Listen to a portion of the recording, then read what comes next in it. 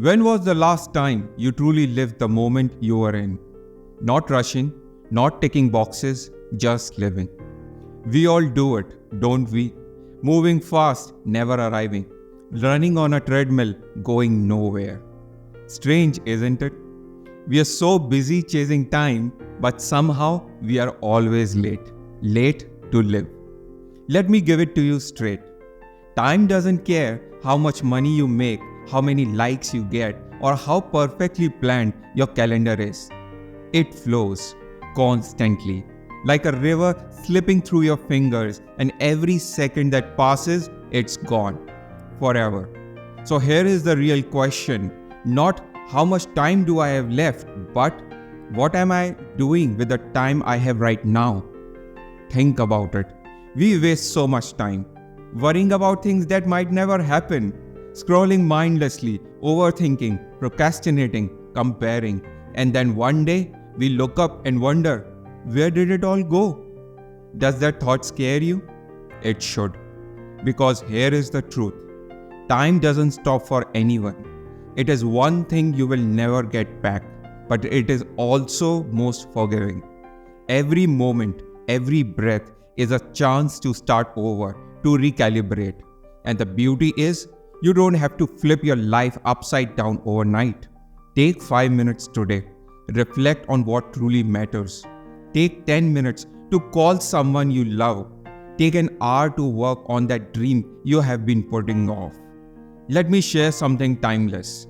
In the Bhagavad Gita, chapter 10, verse 10, Krishna says, "To those who are constantly devoted and worship me with love, I give the understanding by which they can come to me." Now think about that word, devotion. It's not just rituals or prayer. It's about committing to what matters most, to a higher purpose, whether it's family, service, creativity, or spirituality. True devotion is about aligning your time with your values.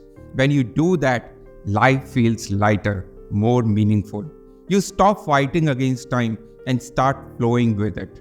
And that brings us to another powerful perspective.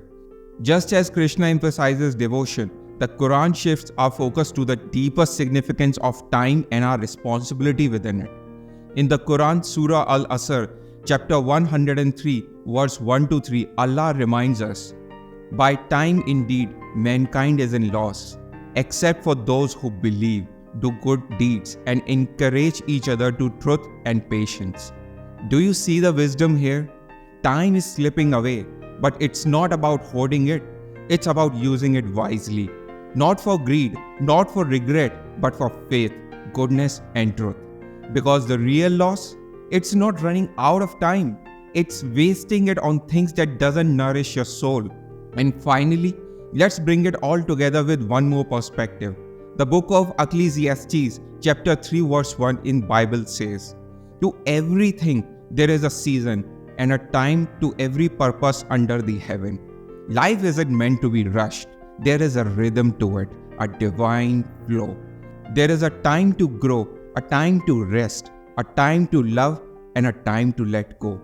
When we fight time, we suffer. When we trust its rhythm, we thrive. So ask yourself this, what will you do with the time you have? Will you keep letting it slip away, worrying about things you can't change? Or will you step into the current even if it feels uncertain? Because the truth is, you don't own time, but you can honor it. Let me leave you with one thought. Time is your most precious currency. Spend it wisely. Spend it with intention. Focus on the eternal.